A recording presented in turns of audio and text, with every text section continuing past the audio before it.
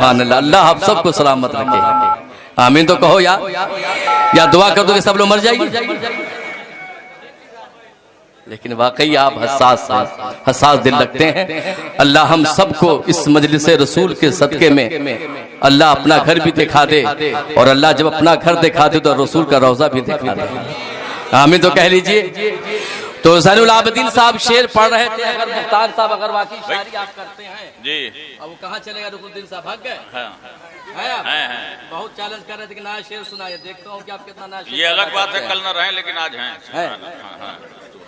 دوستو یہ بڑا حساس شہر ہے, اور زین العابدین صاحب کی شاعری آپ نے سنی اور آپ محظوظ بھی ہوئے. لیکن دیکھنا ہے کہ اس شعر کے بعد پورا مجمع میرے ساتھ کیا سلوک کرتا ہے.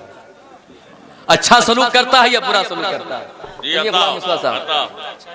اچھا ہونا چاہیے, سلوک اچھا ہوگا. شعر تو آپ کے قلب سے نکالوں گا انشاءاللہ. ایک بار محبت سے پورا مجمع حضرت درود شریف پڑھ دیجئے. اللہم صلی علی سیدنا مولانا محمد وعلی آل سیدنا مولانا محمد مبارک وسلم الصلاۃ والسلام علیک یا رسول اللہ. کرب و بلا کا پورا منظر آپ کے سامنے اور اس کا نتیجہ آپ کے سامنے ملاحظہ فرمائیے.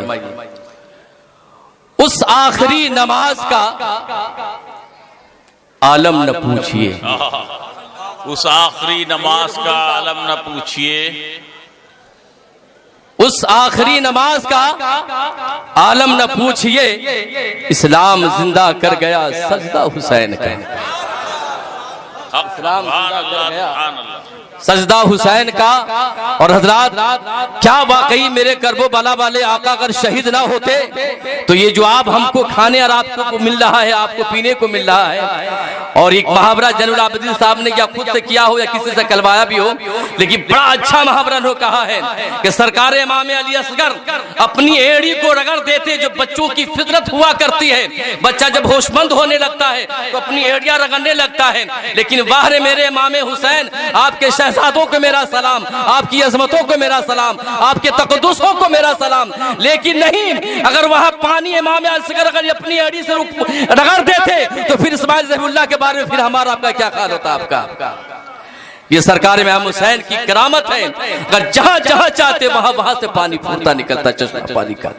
لیکن دوستو یہ کربلا والوں کا باقی کرم ہے کہ آج ہمارے سینے میں جو چراغ روشن ہے محبتوں کا, ان آقاؤں کا صدقہ ہے ہمارے سینوں میں. تو آئیے اس خطیب کا زوردار سے بات کیجئے جو سون بھدر سے تشریف لائے ہیں.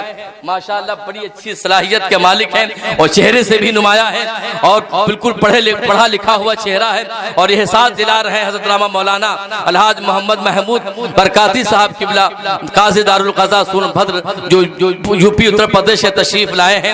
اب حضرت کی آمد ہے, یہاں سے لے کر کے وہاں تک پورا مجمع زوردار استقبال کیجئے اور حضرت کو احساس دلا دیجئے کہ جو آپ قاضات کے دارالقضاء میں آپ دارالفتاء میں فائز ہیں اور قاضی القضات ہیں آپ, تو حضرت کچھ ایسے مسائل بھی ہم کو بتا جائیے تاکہ ہماری زندگی کو سنوار دے اور ہماری زندگی میں انقلاب آ جائے. نعرہ تکبیر, تھوڑی سی اور محنت کر لیجئے. نعرہ تکبیر, نعرہ رسالت, نعرہ رسالت, سرکار کی آمد, سرکار کی آمد, مسلک اعلی حضرت, فیضان حضور مجاہد ملت, مسلمان اہل سنت زندہ باد. مائک پر علامہ مولانا محمود احمد صاحب قبلہ برکاتی سے ملاقات. حضور ہم پی جائے نا.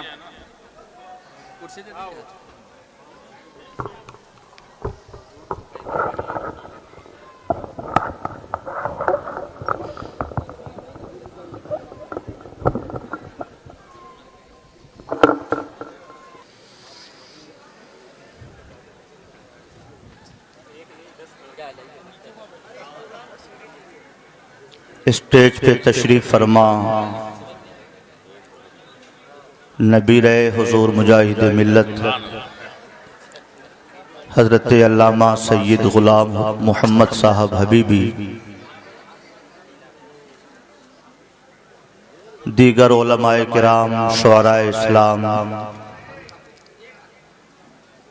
اور جشن عید میلاد النبی میں تشریف فرما مسلمانان اہل سنت, السلام علیکم ورحمۃ اللہ وبرکاتہ۔ وعلیکم السلام ورحمۃ اللہ وبرکاتہ۔ الحمدللہ وکفا وسلام علی عبادہ الذین اصطفیٰ، اما بعد فاعوذ باللہ من الشیطان الرجیم، بسم اللہ الرحمن الرحیم۔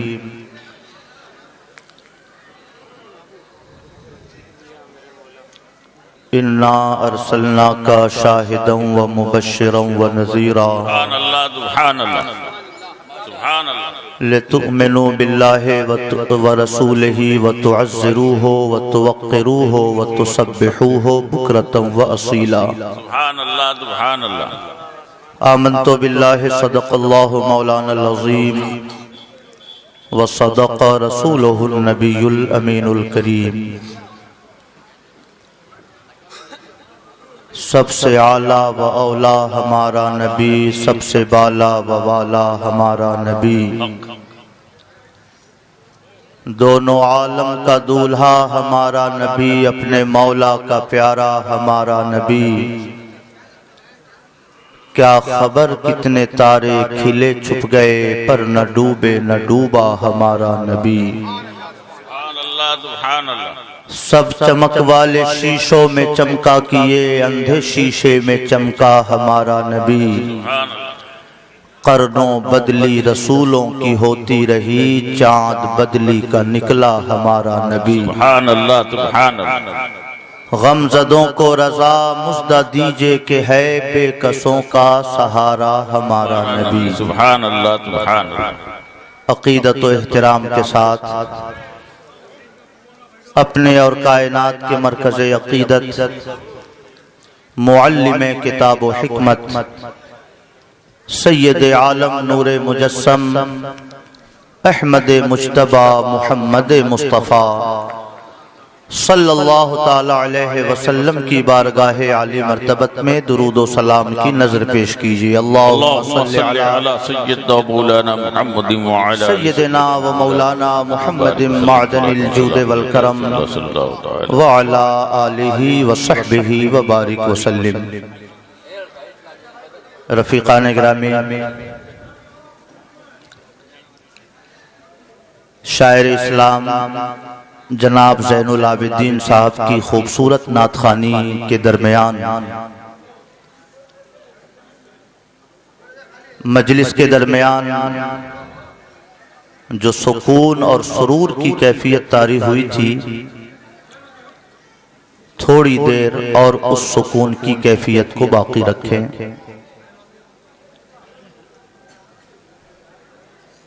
یہ سچ ہے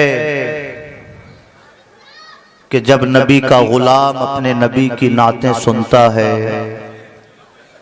تو اس کی روح کو لذت ملتی ہے، اس کا دل و دماغ سرشار ہوتا ہے۔ سبحان اللہ، سبحان اللہ۔ آج میں ایک ضروری بات کی طرف آپ کی توجہ مبذول کرنا چاہتا ہوں۔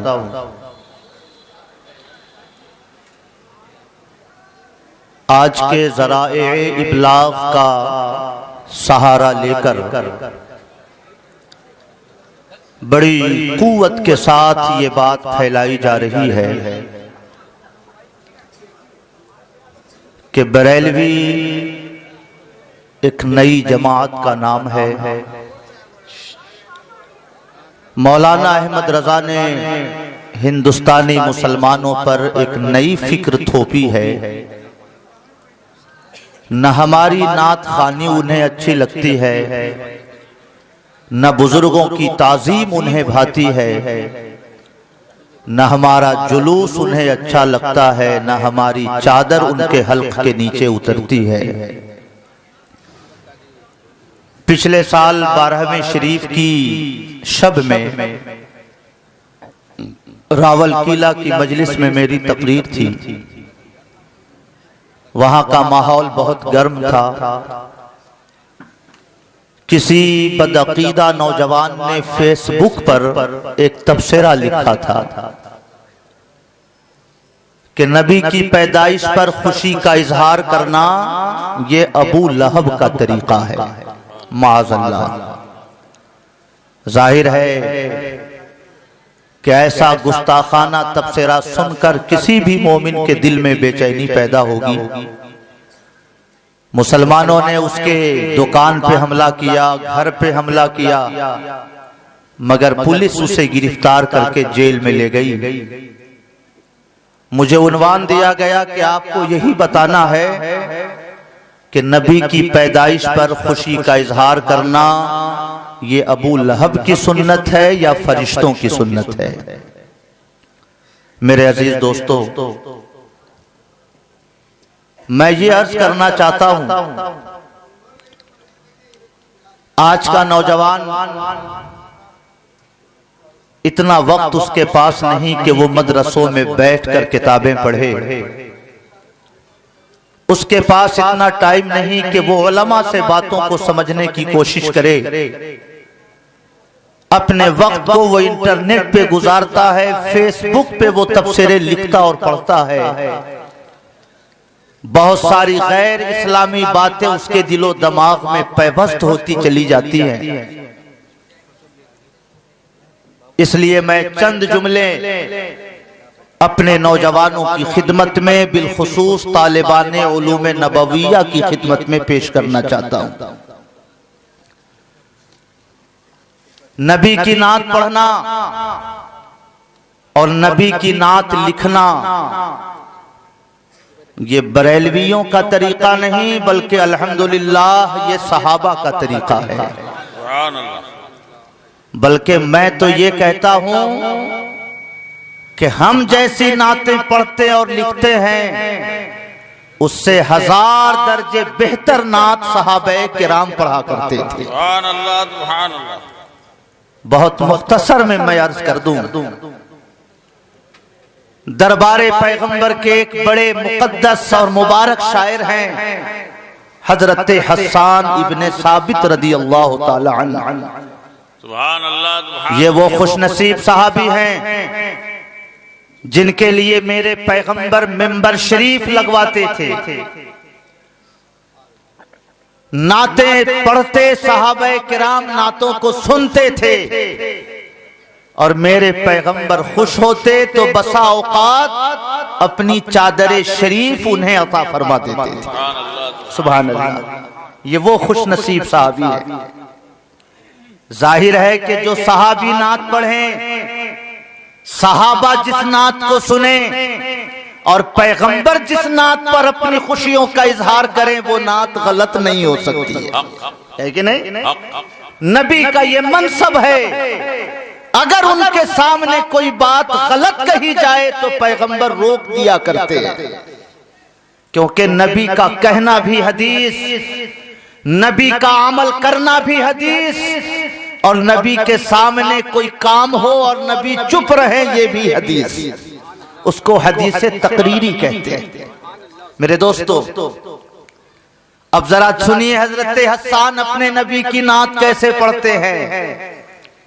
عرض کرتے ہیں اپنے نبی کی خدمت میں، وَأَجْمَلَ مِنْكَ لَمْ تَرَ قَطُّ عَيْنِي وَأَحْسَنَ مِنْكَ لَمْ تَلِدِ النِّسَاءُ خُلِقْتَ مُبَرَّعًا عَنْ كُلِّ عَيْبٍ كَأَنَّكَ خُلِقْتَ كَمَا تَشَاءُ۔ یا رسول اللہ، آپ سے زیادہ خوبصورت انسان آج تک میری نظر نے نہیں دیکھا ہے۔ سبحان اللہ، سبحان اللہ۔ کیسے دیکھے؟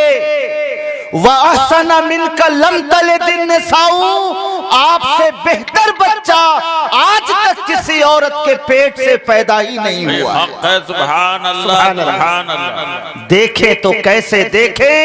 آپ سے اچھا بچہ آج تلک کسی عورت کے کوکھ سے پیدا ہی نہیں ہوا۔ سبحان اللہ۔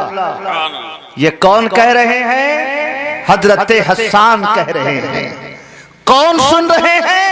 میرے پیغمبر اور صحابہ سن رہے ہیں، اور اس پہ ناراضگی کا اظہار نہیں بلکہ خوشیوں کا اظہار ہو رہا ہے۔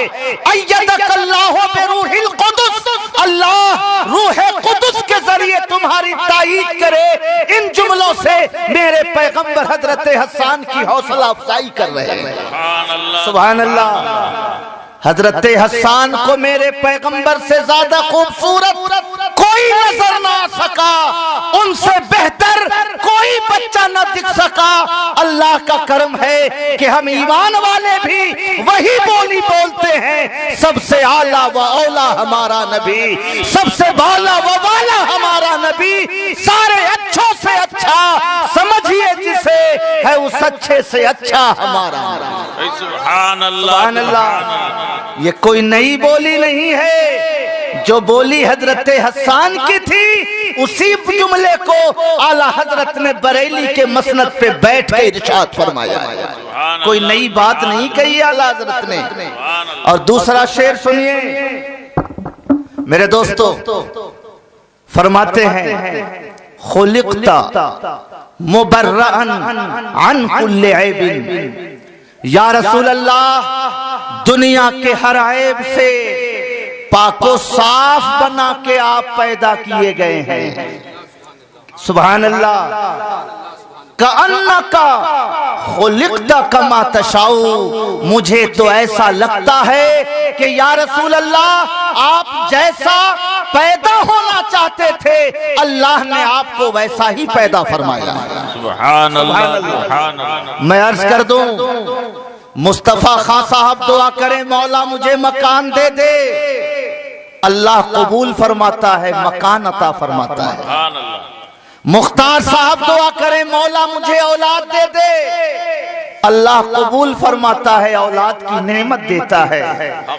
مگر خود انسان کیسا پیدا ہو اس میں بندے کی مرضی کا کوئی دخل نہیں ہوتا، یہ اللہ کی مرضی سے بندے کی تخلیق ہوتی ہے۔ وہ جسے چاہے لمبا بناتا ہے، جسے چاہے پست قد بناتا ہے، جسے چاہے شعور کی دولت دیتا ہے، جسے چاہے جہالت کی تاریکی میں رکھتا ہے، جسے چاہے حسن دیتا ہے، جسے چاہے عام انداز میں پیدا فرماتا ہے۔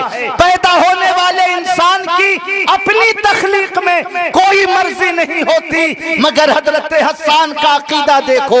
عرض کرتے ہیں یا رسول اللہ آپ ہر عیب سے پاک بنا کے پیدا کیے گئے، آپ میں نہ کوئی انسانی عیب ہے، آپ میں کوئی اخلاقی عیب نہیں، آپ میں کردار کی کوئی کمزوری نہیں۔ آپ کی اس بے داغ شخصیت کو دیکھ کر مجھے تو ایسا لگتا ہے کہ یا رسول اللہ آپ جیسا بے عیب پیدا ہونا چاہتے تھے اللہ نے آپ کو ویسا ہی پیدا فرمایا۔ سبحان اللہ سبحان اللہ۔ میرے دوستو اسی کو اعلیٰ حضرت فرماتے ہیں خدا کی رضا چاہتے ہیں دو عالم اور خدا چاہتا ہے رضائے محمد۔ حق ہے سبحان اللہ سبحان اللہ۔ تو یہ بریلویوں کی غلط عقیدت نہیں، یہ بریلویوں کا غلو نہیں، بلکہ الحمدللہ جو نظریہ صحابہ کا تھا، جو نظریہ تابعین کا تھا، اعلیٰ حضرت نے اپنی کتابوں کے ذریعے وہی عقیدہ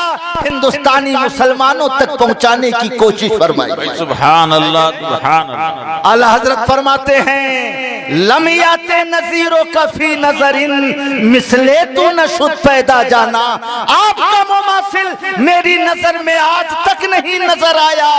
کیسے نظر آئے؟ کیونکہ آپ کا مماثل کوئی پیدا ہی نہیں ہوا۔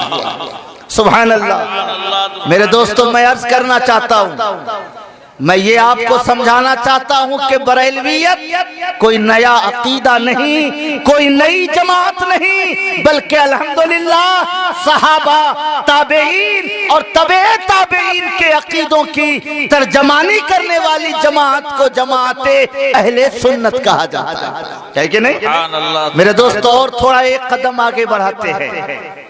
شوہر کتنا بھی اعلیٰ ہو مگر بیوی کی نظر میں وہ ایک عام انسان ہوتا ہے۔ انجینئر ہیں باہر کے لیے ہے، ڈاکٹر ہیں باہر کے لیے ہے، آپ عالم ہیں باہر کے لیے ہیں۔ گھر میں ہمارے مختار صاحب بھی پہنچتے ہوں گے تو نہ مسٹر ہوں گے نہ ماسٹر ہوں گے، یہ محض ایک شوہر ہوں گے۔ آلو نہیں لائے، بچوں کی فیس آپ نے ادا نہیں کی، گھر سے باہر جانے کے بعد آپ کو اپنے گھر کی کوئی فکر ہی نہیں رہتی ہے، گھر میں قدم رکھتے ہی ہر شوہر کو اپنی بیوی سے بات یہی سننا پڑتا ہے کہ نہیں؟ ہے نا ہر گھر کی کہانی یہی۔ وہ زمانہ اور تھا جب مردوں کی شادی عورتوں سے ہوتی تھی، اب تو میں یہ سمجھتا ہوں کہ عورتوں کی شادی مردوں کے ساتھ ہوا کرتی ہے نا؟ عورت سامان خریدتی ہے اور شوہر پیچھے پیچھے جھولا لے کے چلتا ہے۔ عید کا موقع ہے تو شوہروں کی بے بسی اور بڑھ جاتی ہے۔ ایک کپڑا آتا ہے پسند نہیں، دوسرا کپڑا آیا پسند نہیں، تیسرا کپڑا آیا پسند نہیں، شوہر کہتا ہے یہ لو پیسہ، جا کے اپنی پسند سے خریدو، میں تمہاری پسند کا کپڑا لانے سے معذور ہوں۔ ایسا ہوتا ہے نا میرے دوستو؟ مگر جب نبی کی بات آتی ہے، جب نبی کا مقام آتا ہے تو یہ سارے اصول بدل جاتے ہیں، یہ سارے سسٹم تبدیل ہو جاتے ہیں۔ میرے پیغمبر کی سب سے چہیتی حرم محترم حضرت عائشہ صدیقہ رضی اللہ تعالی عنہا اپنے پیغمبر کی تعریف یوں کرتی ہیں، ارشاد فرماتی ہیں، لو سمعوا فی مصر اوصاف خدہ لما بذلوا فی صوف یوسف من نقدی۔ اے لوگو، اگر مصر والوں نے میرے پیغمبر کے رخسار کی خوبی سن لی ہوتی تو مصر کا کوئی بھی انسان حضرت یوسف کو خریدنے میں اپنا پیسہ بالکل خرچ نہیں کرتا۔ سبحان اللہ۔ یہ کون کہہ رہی ہے؟ حرم محترم کہہ رہی ہیں، عائشہ صدیقہ کہہ رہی ہیں۔ ایک بیوی کی نظر میں شوہر کی حیثیت بلند نہیں ہوتی، مگر جب نبی کی بات آتی ہے تو حضرت عائشہ فرماتی ہے، لوگوں، مصر کے لوگوں نے حضرت یوسف کو خریدا کیونکہ اس نے میرے پیغمبر کے رخسار کی خوبی نہیں سنی تھی۔ اگر وہ رخسار کی خوبیاں سن لیتے تو مصر کا کوئی بھی شخص حضرت یوسف کو خریدنے میں اپنا پیسہ بالکل خرچ نہیں کرتا۔ سمجھ رہے ہیں؟ صحابہ کی نعت۔ اور دوسرا شعر سنیے، بڑا قیمتی شعر ہے، فرماتی ہیں، لوامی زلیخا لو رأینا جبینہو لأثرنا بالقتل قلوب علی الید۔ حضرت زلیخا کو برا بھلا کہنے والی عورتوں نے اگر میرے پیغمبر کی پیشانی دیکھ لی ہوتی تو حضرت یوسف کو دیکھ کر انگلی کاٹی تھی، نبی کو دیکھ لیتی تو اپنا دل کاٹ کر نبی کے قدموں میں نچھاور کرتی۔ سبحان اللہ۔ یہ مولانا احمد رضا کی بولی نہیں ہے، یہ مولانا مصطفیٰ رضا کی بولی نہیں، یہ حضرت عائشہ صدیقہ کا ارشاد ہے، یہ ایک صحابیہ کا ارشاد ہے۔ کیا سمجھ میں آیا؟ اعلیٰ حضرت نے وہی بات کہی ہے جو حضرت عائشہ نے کہی، اور ارشاد فرماتے ہیں اعلیٰ حضرت، حسن یوسف پہ کٹی مصر میں انگشت زنا، سر کٹاتے ہیں تیرے نام پہ مردان عرب۔ سبحان اللہ۔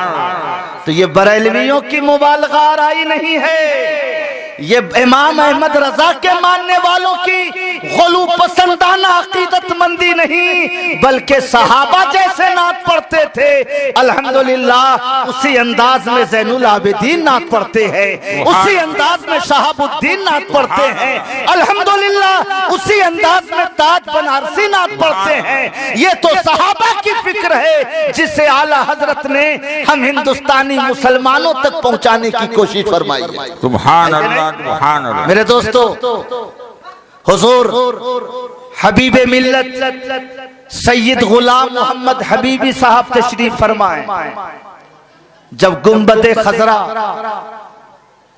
حضرت کے بارے میں مجھے معلوم ہوا کہ 20 سے زیادہ بار حج فرما چکے ہیں۔ سبحان اللہ، سبحان اللہ۔ اللہ پاک کی سعادت کی حفاظت فرمائے اور اس کی برکت سے ہم سب کو بھی فیض یاب فرمائے، آمین۔ جب گنبد خضرا پہ نظر پڑتی ہے اور لوگ نبی کے روضہ انور کے ارد گرد گھومتے ہیں، ادھر سے نکلے ادھر گئے، پھر گھوم کر بابو سلام آئے، پھر سلام پڑھتے ہوئے باہر نکلے، پھر گھوم کر آئے، پھر سلام پڑھتے ہوئے باہر نکلے، تو دیکھ کر مفتی اعظم ہند کی وہ نعت یاد آتی ہے، تو شمع رسالت ہے، عالم تیرا پروانہ، تو ماہ نبوت ہے، اے جلوہ جانانا۔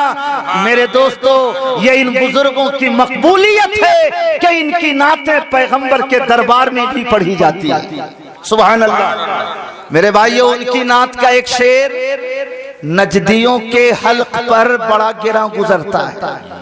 کھاتے ہیں تیرے در کا، پیتے ہیں تیرے در کا، پانی ہے تیرا پانی، دانا ہے تیرا دانا۔ سبحان اللہ، سبحان۔ میرے دوستو، طالب علمی کے زمانے میں یہ شعر مجھے بھی کھٹکتا تھا، سمجھ میں نہیں آتا تھا۔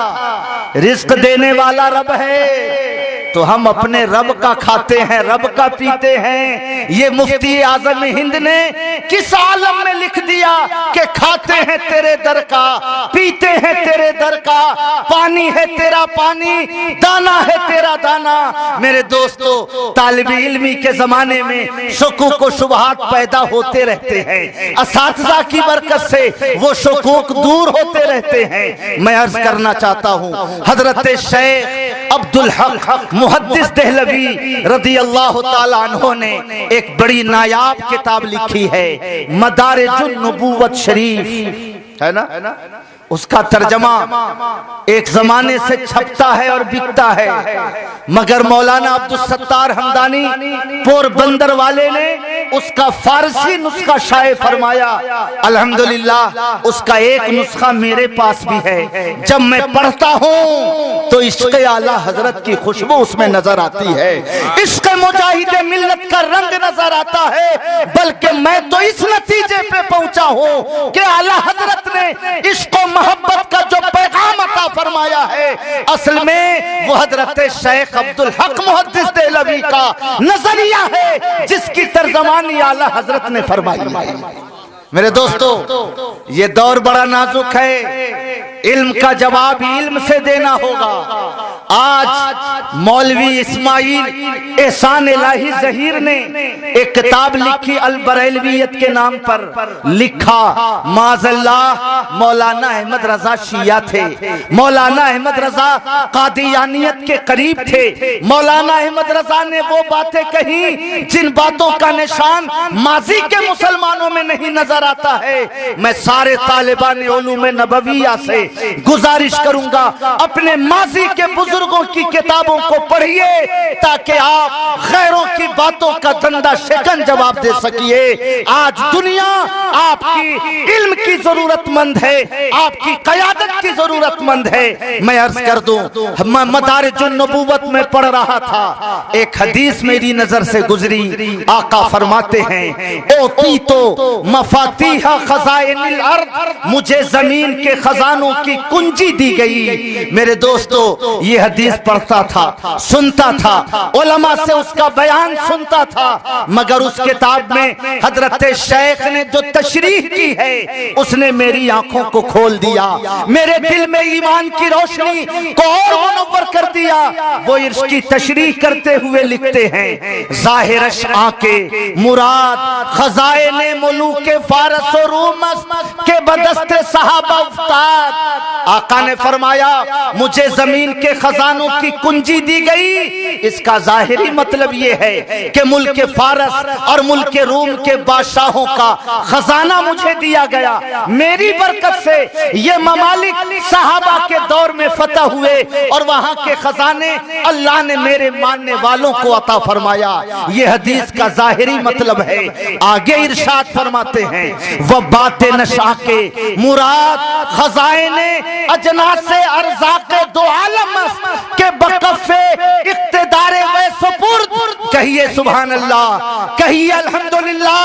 ارشاد فرماتے ہیں اس حدیث کا باطنی مطلب یہ ہے کہ دونوں عالم میں ساری مخلوق کو جو بھی رزق دیا جاتا ہے وہ رزق اللہ نے میرے ہاتھوں میں دے رکھا ہے، میری ہتھیلیوں میں ساری مخلوق کا رزق دے رکھا ہے۔ کوئی بھی مخلوق جو رزق کھاتی ہے دیتا رب ہے مگر بانٹتے مصطفیٰ ہیں، دیتا رب ہے مگر تقسیم مصطفیٰ کرتے ہیں۔ کیا سمجھ میں آیا کہ نبی قاسم ارزاق دو عالم ہیں، نبی ساری کائنات کے رزق کے تقسیم کرنے والے ہیں۔ اب وہ شعر پڑھیے، کھاتے ہیں تیرے در کا، پیتے ہیں تیرے در کا، پانی ہے تیرا پانی، دانا ہے تیرا دانا۔ اعلی حضرت کا وہ شعر پڑھیے، خلق کے حاکم ہو تم، رزق کے قاسم ہو تم سے ملا جو ملا، تم پہ کروڑوں درود۔ اعلی حضرت کا وہ شعر پڑھیے، لا ورب العرش، جس کو جو ملا ان سے ملا، بٹتی ہے کونین میں نعمت رسول اللہ کی۔ اعلی حضرت کا شعر پڑھیے، مالک کونین ہیں گو پاس کچھ رکھتے نہیں، تو جہاں کی نعمتیں ہیں ان کے خالی ہاتھ میں۔ سبحان اللہ، سبحان، نعرہ تکبیر، نعرہ رسالت، جشن عید میلاد النبی، علماء اہل سنت، مسلک اعلی حضرت، حضور مجاہد ملت، بھئی سبحان اللہ، سبحان اللہ۔ میرے دوستو، شاہ ولی اللہ محدث دہلوی کی کتابوں میں تحریف کی جا رہی ہے تاکہ دیوبندیت کا رشتہ ان سے جوڑا جا سکے۔ شاہ عبد الرحیم محدث دہلوی کی کتابوں میں تبدیلی کی جا رہی ہے تاکہ وہابیت کا رشتہ ان سے جوڑا جا سکے۔ لیکن میں عرض کر دوں، حضرت شیخ عبدالحق یہ اعلی حضرت کے ہم عصر نہیں ہیں کہ آپ کہیے مفتی یامین نے لکھ دیا تو سید غلام محمد حبیبی نے بھی وہی لکھ دیا، آپ کہیے ان کے دیکھا دیکھی فلاں نے بھی لکھ دیا۔ نہیں، اعلی حضرت کی پیدائش 1272 ہجری میں ہوئی اور حضرت شیخ عبدالحق 958 ہجری میں پیدا ہوئے، ان کا انتقال 1052 ہجری میں۔ کتنی ہجری میں؟ 1052۔ 1272 سے 1052 کو مائنس کیجئے تو 220 سال کا فرق ہے۔ گویا اعلی حضرت کے پیدا ہونے سے 220 سال پہلے حضرت شیخ دنیا سے رخصت ہو چکے تھے۔ یہ نہیں کہہ سکتے ہو جو اعلی حضرت نے لکھا وہی حضرت شیخ نے لکھ دیا۔ 220 سال کا زمانہ ایک لمبا زمانہ ہوتا ہے۔ اکبر نے ہندوستان میں جب دین الہی کا فتنہ کھڑا کیا، اللہ نے دو بندوں کو منتخب فرمایا، حضرت مجدد الف ثانی جن کا مزار نئی دلی ریلوے اسٹیشن کے دوسری جانب عیدگاہ کے قریب ہے، کبھی تم فرصت ملے تو ضرور تشریف لے جائیے۔ حضرت شیخ عبدالحق کا مزار مہرولی میں خواجہ قطب الدین بختیار کاکی کے مزار سے 100-200 قدم آگے ہے، حوض شمسی کے پاس۔ یہ دونوں پیر بھائی خواجہ باقی باللہ سے دونوں مرید اکبر کے فتنے سے پریشان ہو کر مدینے چلے گئے، باقی زندگی یہی گزاریں گے۔ ایک دن پیغمبر نے خواب میں فرمایا عبدالحق ہندوستان جاؤ۔ عرض کیا حضور ہندوستان جاؤں گا تو گنبد خضرا کا جمال کہاں ملے گا، گنبد خضرا کی بہار کہاں ملے گی؟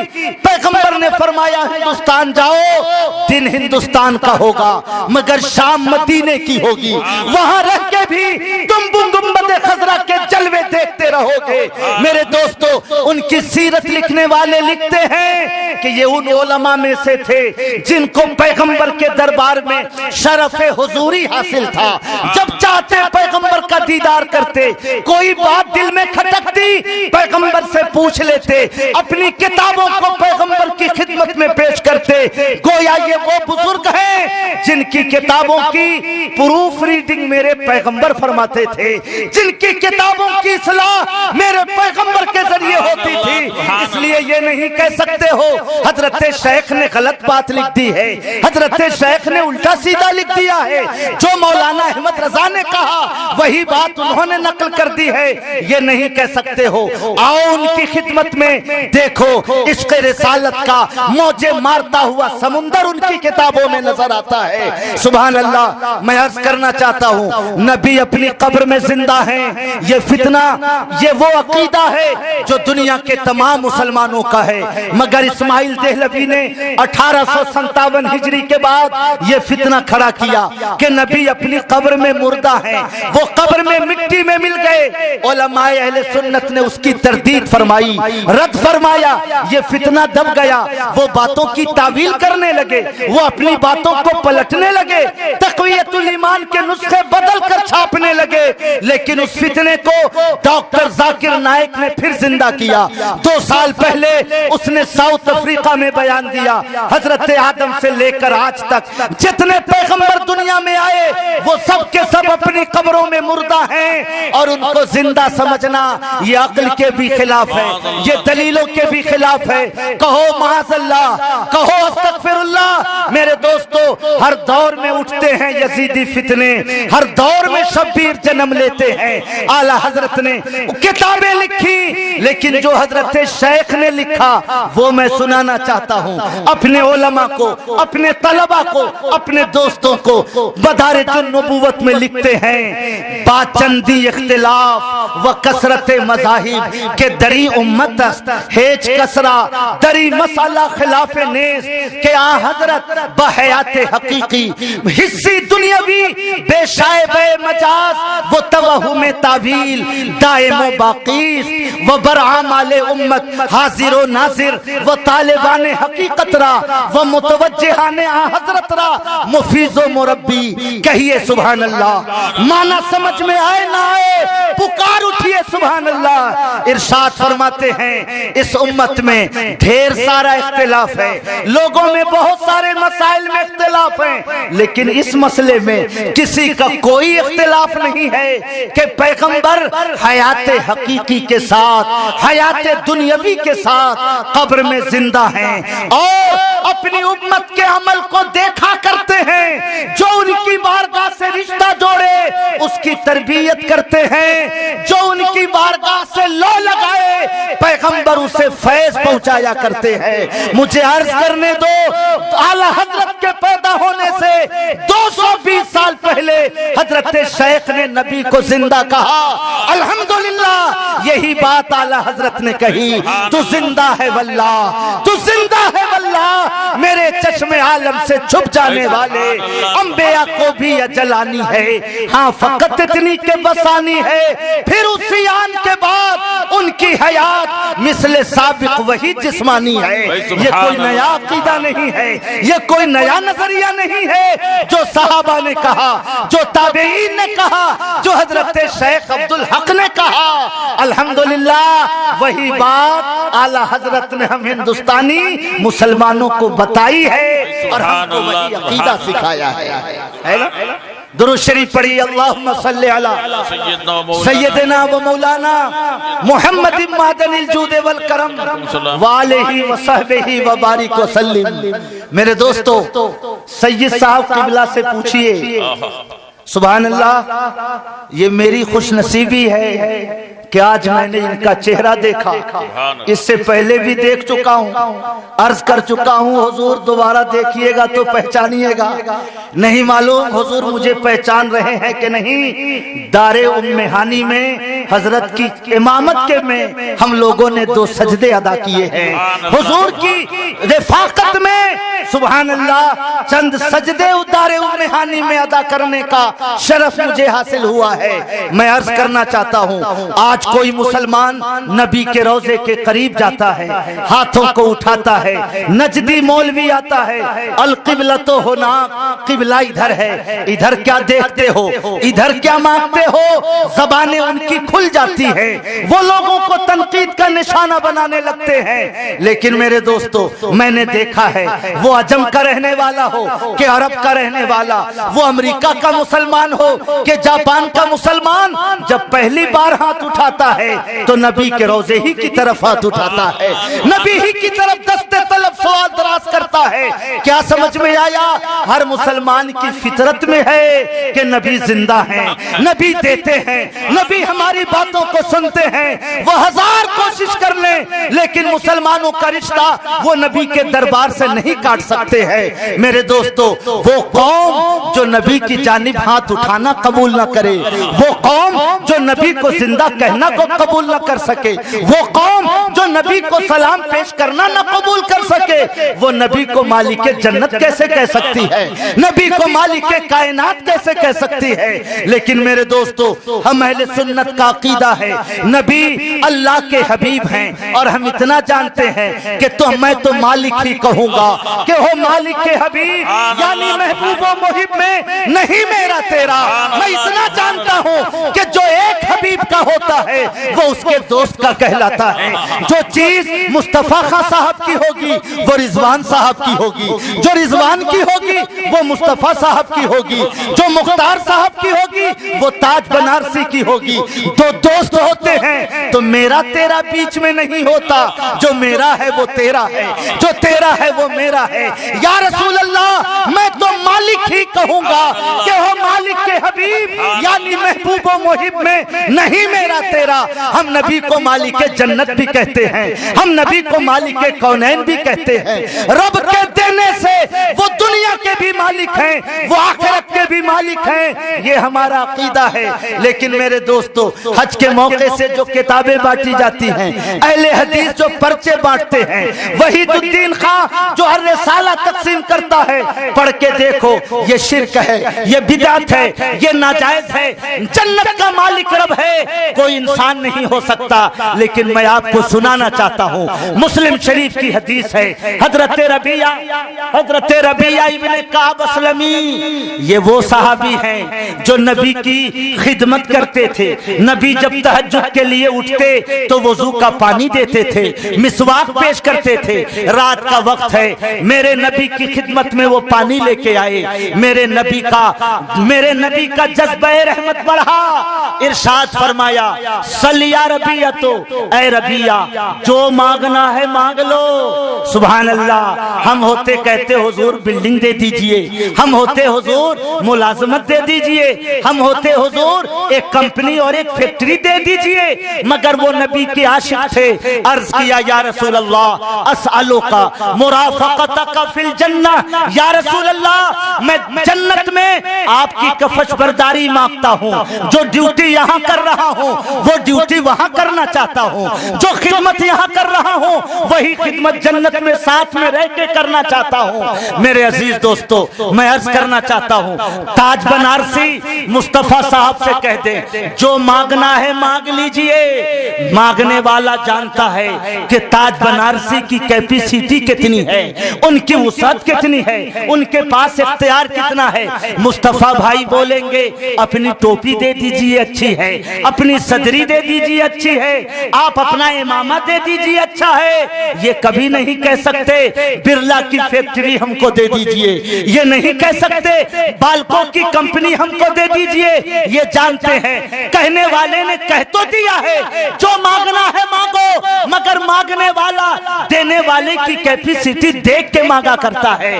میرے دوستو، نبی نے کہا جو مانگنا ہے مانگو۔ اگر ربیعہ یہ سمجھتے کہ نبی جنت کے مالک نہیں ہیں، نبی جنت نہیں دے سکتے ہیں، وہ عرض کرتے حضور رب کا دروازہ کرم تو آپ نے خود ہی دکھلایا ہے، جو مانگنا ہوگا مسجد میں جا کر سر جھکاؤں گا، رب سے مانگ لوں گا، جو طلب کرنا ہوگا خانے کعبہ کے دروازے پہ جاؤں گا، رب سے جو مانگ لوں گا۔ لیکن یہ نہیں کہتے ہیں، عرض کرتے ہیں یا رسول اللہ میں جنت میں آپ کے ساتھ رہنا چاہتا ہوں۔ مانگنے والے کا یہ مانگنا بتاتا ہے کہ صحابی نبی کو مالک جنت سمجھتے تھے، نبی کو وہ قاسم جنت سمجھتے تھے، عقیدہ رکھتے تھے کہ نبی چاہیں تو جنت ہم کو دے سکتے ہیں، جنت کی رفاقت دے سکتے ہیں، وہ کیٹیگری دے سکتے ہیں جس میں نبی رہیں گے، جس میں رسول رہیں گے۔ میرے دوستو، میں عرض کر دوں، اگر حضرت ربیعہ نے کوئی غیر اصولی چیز مانگ لی تو میرے نبی کو ٹوکنا چاہیے، ربیہ تم 100 اونٹ مانگ لیتے، تم 100 وادی مانگ لیتے، تم کہیں کا میدان اور کہیں کی جائیداد مانگ لیتے، جنت تو رب دیتا ہے، مجھ سے کیوں مانگ رہے ہو؟ لیکن نبی نے یہ نہیں کہا، ارشاد فرمایا اب غیر ذالک، اس کے سوا بھی کچھ مانگنا ہو تو آج وہ بھی مانگ لو، آج میں وہ بھی دینے کو تیار ہوں۔ میرے دوستو، حضرت ربیع عرض کرتے ہیں ہو ذاک یا رسول اللہ، اتنا ہی کافی ہے یا رسول اللہ، سب کچھ خدا سے مانگ لیا، تجھ کو مانگ کر اٹھتے نہیں ہیں ہاتھ میرے۔ اس دعا کے بعد آقا جب آپ کی غلامی مل گئی، آپ کی رفاقت مل گئی، جنت میں آپ کی کفش برداری مل گئی، تو اس سے بڑی کون سی نعمت ہے کہ میں مانگنے جاؤں؟ آقا اتنا ہی کافی ہے، آقا اتنا ہی کافی ہے۔ میرے آقا فرماتے ہیں نوافل کی کثرت کرو، نمازوں کی تعداد میں اضافہ کر دو۔ میں عرض کرنا چاہتا ہوں، یہ حدیث میں بھی سناتا ہوں، ہمارے علماء بھی سناتے ہیں، ہمارے مشائخ بھی سناتے ہیں، یہ حدیث نئی نہیں، اس کی تشریح نئی نہیں، میں وہ تشریح سنانا چاہتا ہوں جو حضرت شیخ عبدالحق نے ارشاد فرمائی ہے۔ میرے دوستو، ایک بار درود پڑھ لیجئے محبت سے، میں وہ تشریح سناتا ہوں۔ سیدنا مولانا محمد وعلی آل سیدنا مولانا محمد مبارک وسلم۔ حضرت شیخ فرماتے ہیں، اور بنارس کے مسلمانوں خوب غور سے سنو، یہ اعلیٰ حضرت کے پیدا ہونے سے 220 سال پہلے کے بزرگ ہیں، فرماتے ہیں اشیعۃ اللمعات میں بھی لکھتے ہیں، مدارج النبوت میں بھی لکھتے ہیں، از اطلاق سوال کہ فرمود سل و تخصیص نہ کرد با مطلوب خاص، معلوم می شود کہ کار ہما بدستے ہمت وے صلی اللہ علیہ وسلم است، ہر کرا خواہد و ہر چے خواہد بیزن پروردگار خود می دہد۔ کہیے سبحان اللہ، سبحان اللہ، سبحان زور سے کہیے سبحان اللہ۔ سبحان اللہ، سبحان میرے دوستو فرماتے ہیں میرے نبی نے مطلق کہا مانگو، کسی ایک چیز کے مانگنے کی قید نہیں لگائی کہ یہ مانگو یا وہ مانگو، مطلق کہا مانگو۔ اس سے سمجھ میں آتا ہے کہ دونوں عالم کی چیزیں اللہ نے نبی کے ہاتھوں میں دے رکھا ہے، اللہ۔ وہ جسے چاہتے ہیں اور جو چاہتے ہیں اپنے مولا کی اجازت سے عطا فرما دیا کرتے ہیں۔ سبحان اللہ، سبحان اللہ، اپنے مولا کی اجازت سے عطا فرما دیا کرتے ہیں۔ اب شعر پڑھو، مالک کونین ہیں گو پاس کچھ رکھتے نہیں، دونوں دو جہاں کی نعمتیں ہیں ان کے خالی ہاتھ میں۔ حق ہے، سبحان اللہ، سبحان اللہ۔ میرے بھائیو، مگر مسلمان جب اس نبی کا جلوس نکالتا ہے ان کے سینوں پہ سانپ لوٹتا ہے، مسلمان جب ان کے نام پر اپنے گھروں کو سجاتا ہے تو انہیں بدعت نظر آتی ہے، مسلمان جب یا رسول اللہ کا پرچم اپنے گھر پہ بلند کرتا ہے تو کہتے ہیں کہ یہ صحابہ کے عہد میں نہیں تھا، پیغمبر نے کبھی اپنی پیدائش کا جشن نہیں منایا، یہ آج کی بدعت ہے کہ مسلمان خوب دھوم دھام سے جلوس نکالتے۔ میرے دوستو، آپ اگر انقلاب پڑھتے ہیں تو ایسے مضامین آپ کو اب ہر دن نظر آئیں گے، یہ بدعت وہ بدعت، یہ خراب وہ خراب۔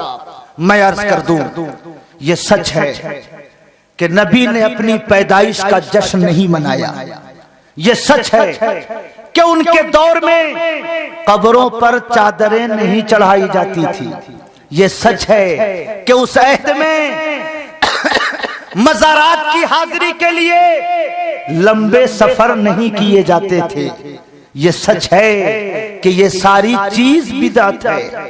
لیکن میں عرض کر دوں، جب سورج جلوہ گر ہوتا ہے تو چراغوں کو نہیں تلاشا جاتا ہے، جب سورج جلوہ گر ہوتا ہے کوئی بلب کی روشنی کی جانب قدم نہیں بڑھاتا ہے، جب سورج جلوہ گر ہو تو کوئی ستاروں کے پیچھے نہیں چلتا ہے۔ جب سورج ڈوب جائے، جب سورج اپنا چہرہ چھپا لے تو یہی ستارے ہمیں نور کا پیغام دیتے ہیں، یہی چراغ ظلمتوں کو مٹاتے ہیں، یہی چھوٹے چھوٹے بلب ماحول کی ظلمتوں میں زندگی کا احساس دلاتے ہیں۔ بلا تشبیہ و تمثیل میں کہنا چاہتا ہوں، نبی جب تلک جلوہ گر تھے ظاہری طور سے، ہم مزار پہ کیوں جاتے؟ صحابہ کسی کی قبر پہ کیوں دستے طلب دراز کرتے؟ پیغمبر جلوہ گر تھے، جو مانگنا ہو نبی سے مانگ لیتے تھے، آنکھ پھوٹتی تھی نبی سے علاج کرا لیتے تھے، پاؤں ٹوٹتا تھا نبی کا دستے کرم پھر گیا پاؤں ٹھیک ہو جاتا تھا، تلوار ٹوٹ گئی نبی سے لکڑی مانگ لیتے تھے، تلوار کا کام ہو جاتا تھا۔ جب آفتاب جلوہ گر تھا تو کسی سورج کسی تارے کی جانب صحابہ کیوں جاتے؟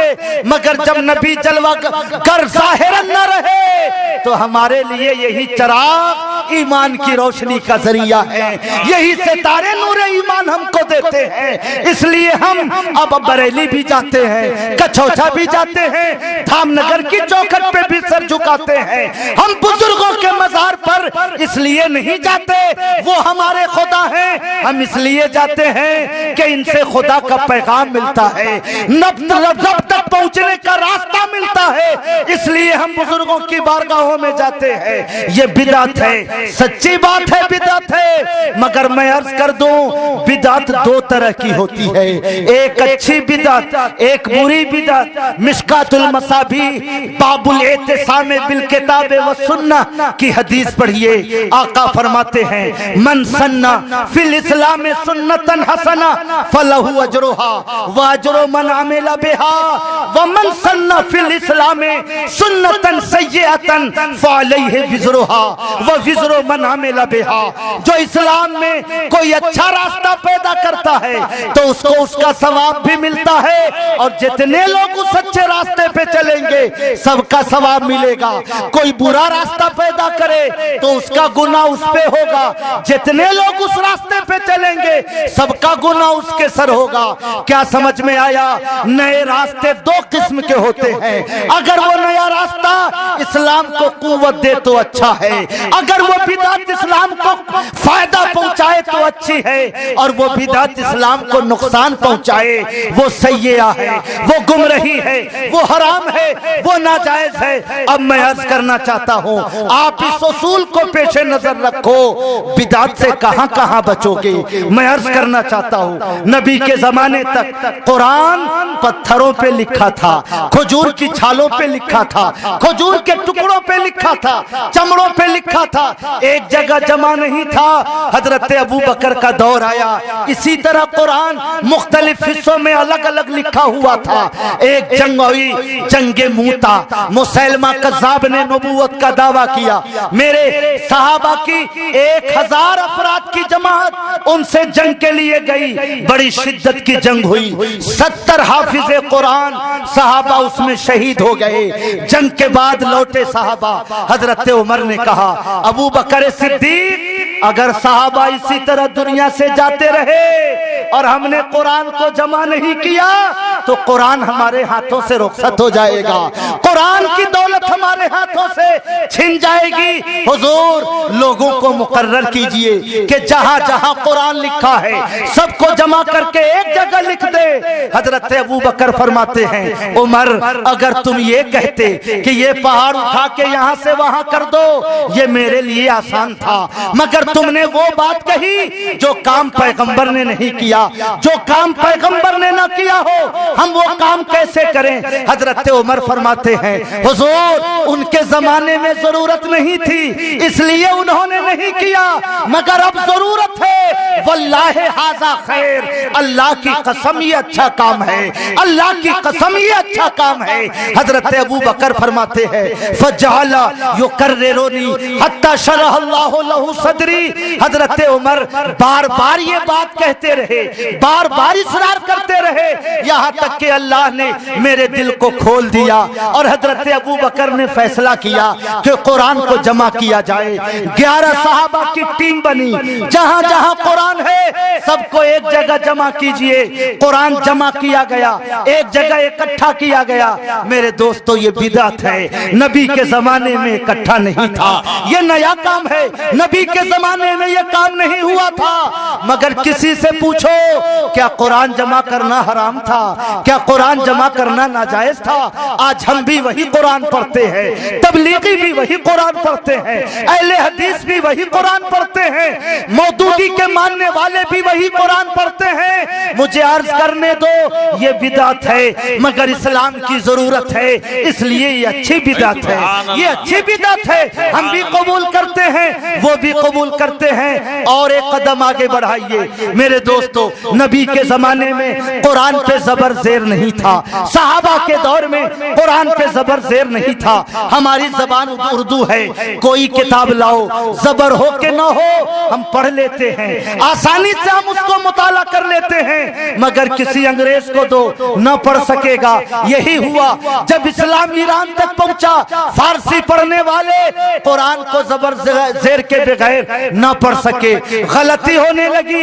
حضرت علی نے اپنے وزیر ابو الاسود لولو سے فرمایا 9 کے قانون لکھو، مگر زبر زیر اس زمانے میں بھی نہیں لگا۔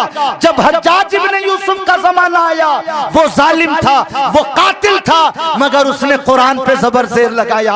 آج وہ زبر زیر ہم بھی پڑھتے ہیں، آپ بھی پڑھتے ہیں، وہ بھی پڑھتے ہیں، ان سے کہو یہ بدعت ہے، زبر زیر ہٹا دو، قرآن کو جمع کرنا بدعت ہے، ہٹا دو قرآن کے اکٹھا ہونے والے نسخوں کو، الگ الگ رکھو گھروں میں۔ لیکن وہ کہیں گے نہیں یہ دین کی ضرورت ہے۔ میں عرض کرنا چاہتا ہوں نیا کام اگر دین کی ضرورت ہو تو وہ نئی بدعت بھی ہمارے لیے اچھی ہے، دین کو نقصان پہنچے تو وہ ہمارے لیے غلط ہے۔ اب میں پوچھتا ہوں عرس میں کون سی خرابی ہے؟ ہم کھانا سامنے رکھ کر قرآن پڑھ کے اس کا ثواب بزرگوں کی روحوں کو پہنچائیں، کون سا غلط کام ہے؟ لیکن وہ کہتے ہیں یہ غلط ہے۔ میں عرض کرنا چاہتا ہوں ہم اور آپ تراویح پڑھتے ہیں، نبی کے زمانے میں تراویح اس طرح نہیں پڑھی جاتی تھی۔ میرے پیغمبر مسجد میں نماز کے لیے آتے، صحابہ کو خبر ملی کہ پیغمبر 5 کے علاوہ کوئی اور نماز پڑھتے ہیں، بھیڑ جمع ہونے لگی، بھیڑ اکٹھی ہونے لگی۔ میرے پیغمبر نے فرمایا صحابہ آج کل قرآن کے اترنے کا زمانہ ہے، ابھی وحی کے نزول کا سلسلہ جاری ہے، کہیں ایسا نہ ہو کہ یہ بھی فرض ہو جائے اور بعد والوں کے لیے اس کو ادا کرنا مشکل ہو، اس لیے مسجد میں مت آیا کرو، تراویح اپنے اپنے گھر میں پڑھا کرو۔ میرے دوستو نبی نے روک دیا جماعت سے نماز پڑھنے سے، نبی کا زمانہ گزرا لوگ اپنے گھروں میں پڑھتے رہے، ابو بکر کا زمانہ آیا لوگ گھر میں پڑھتے رہے، حضرت عمر کا زمانہ آیا فرمایا اب قرآن کے اترنے کا سلسلہ بند ہے، احکام الہی مکمل ہو گئے، اب کوئی نیا فرض نہیں آ سکتا، اس لیے اکٹھا ہو کے پڑھیے، جماعت سے پڑھیے۔ ایک امام مقرر ہوئے، جماعت سے نماز شروع ہوئی، حضرت عمر پیچھے سے مسجد میں آئے، منظر دیکھ کے فرمایا نعمت البدعۃ ھذہ، یہ کتنی اچھی بدعت ہے، یہ کتنا اچھا کام ہے۔ میں عرض کرنا چاہتا ہوں آج وہ بھی نماز کو نماز تراویح کو جماعت سے پڑھتے ہیں، سب جماعت سے پڑھتے ہیں، یہ بدعت ہے مگر قبول کرتے ہیں، اس پر عمل کرتے ہیں۔ میں عرض کرنا چاہتا ہوں ہر بدعت قبول کر لو، مگر جب نبی کی تعظیم کی بات آئے تو تم کو حرام نظر آتی ہے، جب بزرگوں کی تعظیم کی بات آئے تمہیں حرام نظر آتی ہے۔ سمجھ میں آیا کہ بات کچھ اور ہے جو تم بتانا نہیں چاہتے، تمہیں بدعت سے نفرت نہیں بلکہ تمہیں بزرگوں سے نفرت ہے، تمہیں نبیوں سے محبت ہے، تم مسلمانوں کا رشتہ نبی سے کاٹنا چاہتے ہو، اس لیے بدعت کے نام پر جلوس سے روکتے ہو، نعتوں سے روکتے ہو، فاتحہ اور عرس سے روکتے ہو۔ اس لیے میرے دوستو اعلیٰ حضرت کا وہ شعر پڑھ کر وہابیوں پہ دم کر دیا کیجئے، غیظ میں جل جائیں بے دینوں کے دل، دم میں جب تک دم ہے ذکر ان کا سناتے جائیں۔ سبحان اللہ سبحان اللہ۔ میرے بھائیو آخری بات عرض کر دوں، آپ متوجہ ہیں اس لیے میرا بھی جی لگ رہا ہے۔ سبحان اللہ۔ سبحان اللہ۔ حضرت میرے پیغمبر کے زمانے میں عورتیں جماعت سے مسجد میں نماز پڑھتی تھی، آگے نوجوانوں کی صف، ان کے پیچھے بوڑھے، ان کے پیچھے بوڑھی عورتیں، اور سب سے پیچھے نوجوان عورتیں، نوجوان مرد سب سے آگے، نوجوان عورت سب سے پیچھے۔ اس لیے آقا نے پہلی صف کو افضل صف کہا کہ جو وہاں رہے گا عورتوں کی جانب اس کا دل نہیں بٹے گا، اور جو پیچھے رہے گا اس کا دل عورتوں کی جانب بٹتا رہے گا، ہے نا میرے دوستو۔ حضرت ابو بکر کا زمانہ آیا، ایسے ہی چلتا رہا۔ جب حضرت عمر کا دور آیا، حضرت عمر نے فرمایا کوئی عورت مسجد میں نماز کے لیے نہیں آ سکتی ہے، اس کو اپنے گھر میں نماز پڑھنی ہے۔ میرے دوستو عورتوں کی ٹیم پہنچی حضرت عائشہ کے پاس، عرض کیا حضور نبی نے ہم کو مسجد میں آنے کی اجازت دی، حضرت ابو بکر نے آنے کی اجازت دی، انہوں نے نہیں روکا، یہ عمر کون ہوتے ہیں مسجد میں آنے سے روکنے والے؟ اس لیے حضور آپ ان کو منع کر دیجئے کہ یہ فیصلہ نہ کریں، ان سے کہیے کہ وہ اپنی بات واپس لے لیں۔ سمجھ رہے ہیں؟ حضرت عائشہ کا جواب سنیے، ارشاد فرمایا عورتوں نبی کا زمانہ امن کا زمانہ تھا، نبی کا زمانہ برکتوں کا زمانہ تھا، فتنے نہیں تھے، اور اب تم عورتوں کی وجہ سے جو فتنے پیدا ہو رہے ہیں، اگر نبی ان فتنوں کو دیکھ لیتے تو نبی بھی تم کو مسجد میں آنے سے روک دیتے۔ سبحان اللہ۔ اس لیے عمر جو کہتے ہیں بالکل ٹھیک کہتے ہیں، میں ان کے فیصلے کو بدل نہیں سکتی، تم کو مسجد میں نہیں بلکہ اپنے گھر میں نماز پڑھنی ہے۔ سبحان اللہ۔ میرے دوستو صحابہ میں سے کسی نے کوئی اعتراض نہیں کیا، گویا اجماع امت ہو گیا کہ عورتوں کو گھر میں نماز پڑھنی ہے، مگر یہ بدعت ہے، یہ نیا کام ہے، مگر ان کی بھی عورتیں گھر میں پڑھتی ہیں، ہماری عورتیں بھی گھر میں پڑھتی ہیں۔ بدعت ہونے کے باوجود سب نے اس کو قبول کر رکھا ہے۔ مجھے عرض کرنے دو، قرآن جمع کرنا بدعت، مگر آپ بھی قبول کرتے ہو، ہم بھی قبول کرتے ہیں۔ تراویح کی نماز جماعت سے پڑھنا بدعت، مگر آپ بھی قبول کرتے ہو، ہم بھی قبول کرتے ہیں۔ عورتوں کا گھر میں نماز پڑھنا بدعت، آپ بھی قبول کرتے ہو، ہم بھی قبول کرتے ہیں۔ مدرسہ بنانا بدعت، آپ بھی بناتے ہو، ہم بھی بناتے ہیں۔ امام اور عالم کو تنخواہ دے کر امامت کروانا بدعت، مگر آپ بھی کرتے ہو، ہم بھی کرتے ہیں۔ مدرسوں میں دستار بندی کا جلسہ کرنا بدعت، آپ بھی کرتے ہو، ہم بھی کرتے ہیں۔ بخاری شریف کا ختم منانا بدعت، آپ بھی کرتے ہو، ہم بھی کرتے ہیں۔ ہر بدعت قبول کرتے ہو، مگر جب جلوس نکلے تو تمہارے پیٹ میں درد ہوتا ہے۔ یا رسول اللہ کا نعرہ لگے تو تمہاری پیشانی پہ شکن آتا ہے۔ بزرگوں کے مزارات پہ چادر ڈالی جائے تمہارے پیٹ میں بدعت کا مروڑ ہونے لگتا ہے۔ کیا سمجھ میں آیا؟ تمہیں بدعت سے دوری نہیں، تمہیں بزرگوں سے دوری ہے، تمہیں پیغمبروں سے دوری ہے۔ اس لیے تم مسلمانوں کا رشتہ بدعت کے نام پر نبی سے کاٹنا چاہتے ہو، رسولوں سے کاٹنا چاہتے ہو، بزرگوں سے الگ کرنا چاہتے ہو۔ ہمیں یہ کٹنا قبول نہیں۔ ہم جانتے ہیں کہ ایمان مصطفیٰ کے در سے ہمیں ملا ہے، قرآن مصطفیٰ کے دروازے سے ہمیں ملا ہے۔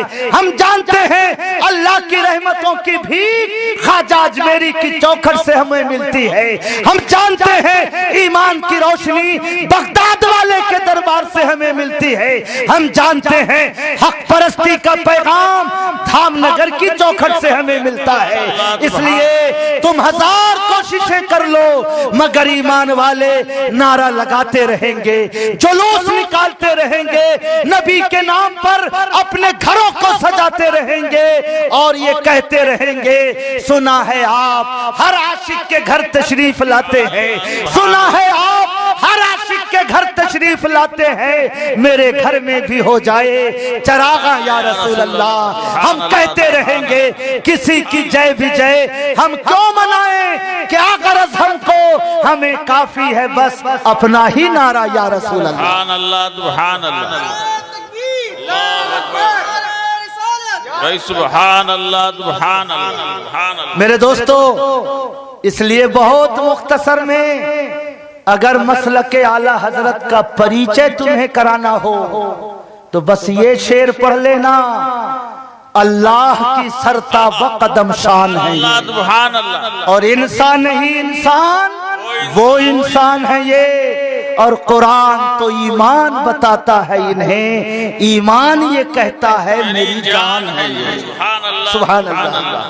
مجھے بے انتہا خوشی ہے کہ رات کے 3 بجنے والے ہیں، مگر الحمدللہ آپ یوں بیدار ہیں جیسے ابھی جلسہ شروع ہو رہا۔ سنتا تھا کہ بنارس کے مسلمان بڑے زندہ دل ہیں، مگر الحمدللہ آج غلامان مجاہد ملت کے ایمانی ذوق کا نظارہ دیکھنے کو مجھے ملا۔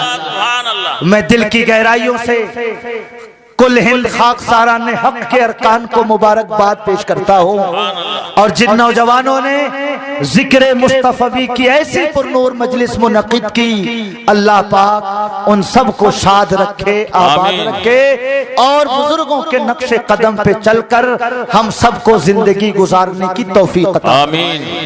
سرور کہوں کہ مالک ہو، مولا کہوں تجھے، باغ خلیل کا گل زیبا کہوں تجھے، یا رسول اللہ حرما نصیب ہو تجھے امید کہوں، اے یعنی شفیع روز جزا کا کہوں تجھے، تیرے تو وصف عیب تناہی سے ہے بری، حیران ہوں میرے شاہ میں کیا کیا کہوں تجھے۔ کہہ لے گی سب کچھ ان کے سناخا کی خاموشی، چپ ہو رہا ہے کہہ کے کہ کیا کیا کہوں تجھے، لیکن رضا نے ختم سخن اس پہ کر دیا، خالق کا بندہ خلق کا آقا کہوں تجھے۔ السلام علیکم ورحمۃ اللہ۔ سبحان اللہ سبحان اللہ۔ ان کا